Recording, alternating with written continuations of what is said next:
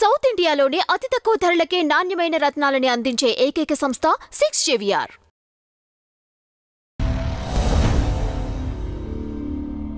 Remuneration విషయంలో ఎప్పుడు flexible గానే ఉండేవాళ్ళు మీరు? నేను బాగా ఫ్లెక్సిబుల్గా ఉంటాను. బాగా అంటే ఇండస్ట్రీ మనకు చెప్పేస్తుందండి మనం ఎంత డిజర్వింగ్. మనం అడగాల్సిన పని లేదు. ఇప్పుడు నేను పొద్దున్నే లేచి నాకు రోజుకి 5 లక్షలు కావాలంటే ఎవరు ఇస్తారండి? ఎవరు? Right. Okay. See industry will tell you how much you deserve.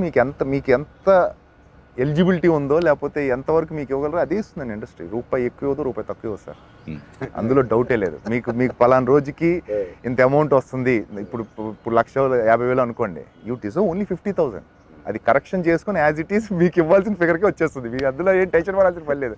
మీరు అడిగినా ఇవ్వదు, తక్కువ అడిగినా కూడా ఏంటి తక్కువ అడుగుతుందని చెప్పి వాళ్ళు చెప్తారు కూడా, ఏమన్నా బలెవరు అని. సో బ్యూటిఫుల్ ప్లేస్ అండి. అసలు మీరు ఏమీ చేయాల్సిన పని లేదు, మీరు వర్క్ చేయాలంతే. చేసే కొద్దీ మీ రేట్ ఏంటి, మీ పరిస్థితి ఏంటి అదే చెప్పేస్తుంది. మనం ఏమి ఆలోచించాల్సిన పని కూడా లేదు అందులో. ప్రొఫెషనల్ ఫ్రెండ్స్ కాకుండా రియాలిటీగా ఉన్న ఫ్రెండ్స్ ఎవరున్నారు లిస్ట్లో చెప్పుకోవాలంటే? ఎవరెవరు? నాకు అంటే నేను అనుకునేదండి, వాళ్ళు అనుకుంటున్నా లేదు నాకు తెలీదు. విక్రమ్, నితిన్, రోహిత్, తారక్. ఓకే. ఎందుకంటే స్టూడెంట్ నెంబర్ 1 నుంచి ఇవన్నీ. సో అంతేనండి, అంతకన్నా లిస్ట్ పెద్దగా లేదు. మిగతా వాళ్ళు కూడా ఉన్నారు కానివ్వండి. ఇట్స్ లైక్ మోర్ ఆఫ్ ప్రొఫెషనల్గానే ఉంటుంది. తారక్లో మీరు బాగా నచ్చిన అంశం ఏంటి? బ్యూటిఫుల్ బ్రెయిన్ అండి మనిషిది. Extraordinary brain sir. అంటే మీరు చూడండి, మీరు ఎనీ ఫీల్డ్, మీరు డ్యాన్స్ తీసుకోండి లేకపోతే యాక్టింగ్ కేపబిలిటీస్ తీసుకోండి, యూ నేమ్ ఇట్ అండి, he delivers as an actor. ఇంకంతకన్నా ఏముంటుందండి. Amazing brain, beautiful brain మనిషిది.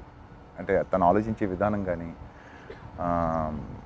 The way he thinks, అంటే ఒక విషయాన్ని తను చూసే విధానం కానీ అది కానీ ఇది కానీ నాకు చాలా ఐ ఫీల్ అమేజ్డ్ అనమాట తారక్ని చూస్తే. Okay. Younger to me at that particular age and all, amazing. So as a person మీకు ఒకసారి మన అనుకున్న అంటే ఈ స్టాండ్ బై యూ, ఈ లిటరల్గా ఉంటాడు మీకోసం. So that's the best part. Student number 1లో ఆ కీస్, అయ్యో బండి కీసు పడేసి రాజీవ్ది తారక్ భలే ఉండేదండి. అసలు ఎపిసోడ్ చెప్పారు మీకు, అసలు మామూలు ఎపిసోడ్ కాదు. అవును, యాక్చువల్గా అప్పుడు రాజీవ్ తారక్ అని నేను కామ్గా ఉండేవాడండి. నేను మోస్ట్ ఆఫ్ ద టైం చాలా కామ్గా ఉండేవాడిని. ఎక్కడికి వచ్చి సేవ్ అయ్యాను నేను ఆ కామ్గా ఉండటం వల్ల. ఎప్పుడు నా మీద దృష్టి పూర్తిగా పడలేదు తారక్ ఆ టైంలో. So lucky అడం. రాజీవ్ వాళ్ళందరూ పడ్డారండి, రాజీవ్, శేఖర్ వీళ్ళందరూ బాగా పడ్డారు ఆ టైంలో. రిగ్రెట్స్ ఏమన్నా ఉన్నాయండి? లేదండి, నథింగ్ టు రిగ్రెట్. అంటే రిగ్రెట్స్ అని కాదండి, కాకపోతే ఇంకా బాగా పనిచేయాలి. అంటే నేను నా మొత్తం కెరీర్ ఇప్పుడే ఫోకస్డ్గా ఉన్నాను అండి. దట్స్ ద బెస్ట్ పార్ట్ యాక్చువల్గా. I'm more focused now. ఎందుకు చెప్పాను కదా మీకు, ఆ ట్రాన్స్ఫర్మేషన్ ఇవన్నీ ఉన్నాయి కొంచెం. You have to be focused అంతే. రైట్ టైం యాక్చువల్గా. అంటే కొత్త క్యారెక్టర్ బేస్డ్ సినిమాలు వస్తాయి ముందు. అంటే ఒక 4-5 ఇంపార్టెంట్ క్యారెక్టర్లు ఉంటాయి, తప్పదని చేయాలి. ఇంకా audience are like willing to do. అంటే ఎక్కడో డార్క్ క్యారెక్టర్స్ చూద్దాం అనుకుంటున్నారు, గ్రే షేడ్స్ చూద్దాం అనుకుంటున్నారు క్యారెక్టర్స్లో, ఎక్కడో రియలిస్టిక్గా వాళ్ళ లైఫ్లో ఇది జరిగే విషయాలు తెర మీద చూద్దాం అనుకుంటున్నారు. సో రైట్ ఫేజ్ అండి. If you can act, if you have potential, right time. Next 5 to 10 years మీరు యాక్టర్ అయితే the sky is the limit అంతే. అంటే ఇప్పుడు పాత ఎక్స్పీరియన్స్ ఏదైతే ఉందో అది అంతే కదండి. అదే కరెక్ట్.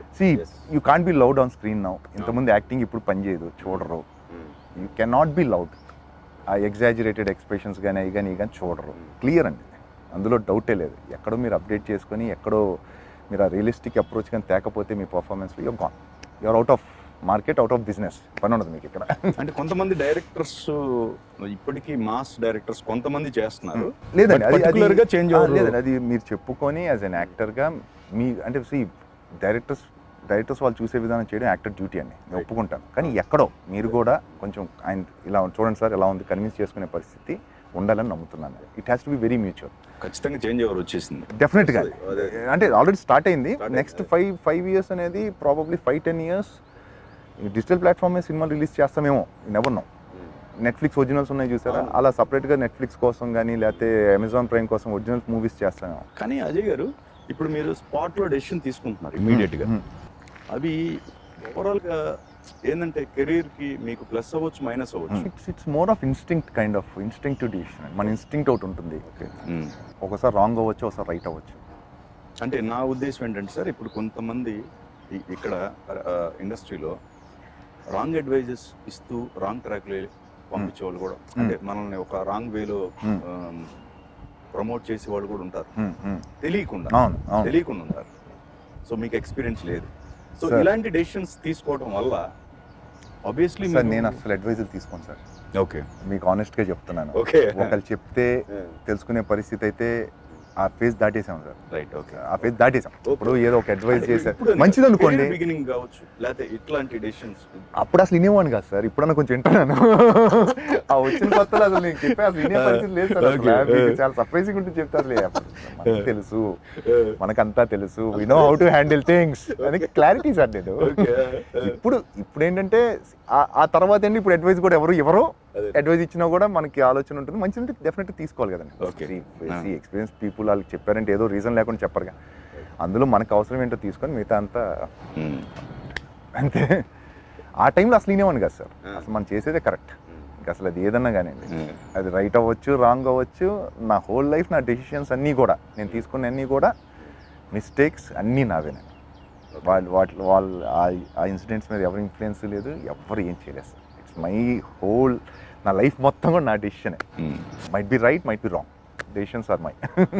18 years అబోవ్ ఈ మీ కెరియర్లో కొన్ని క్యారెక్టర్స్ నాకు పడితే బాగుండేది, అలాంటి క్యారెక్టర్స్ చేస్తే నేను అనేది ఏమన్నా? చాలా ఉన్నాయండి. అంటే ఇప్పుడు చేంజ్ ఓవర్కి, అంటే నాట్ ఓన్లీ విలన్ అని కాదు, మీరు అన్నారు ఇందాక విలన్ అంటే ఒకే షేడ్స్ ఉంటాయి, బట్ లేదండి అలా ఆల్మోస్ట్ అది లేకపోతే మీ కెరియర్గా, మీ యాక్టర్గా మీరు అయిపోయినట్టు. I feel jealous when someone does good job like any other actor. అయ్యో నేను ఏం చేశాడు, నేను చేస్తే ఎలా చేసేవాడినో, నేను చేస్తే ఇంకా బాగుండేదా, లేకపోతే చెడగొట్టేవాడినా. ఇవన్నీ day in day out process అండి.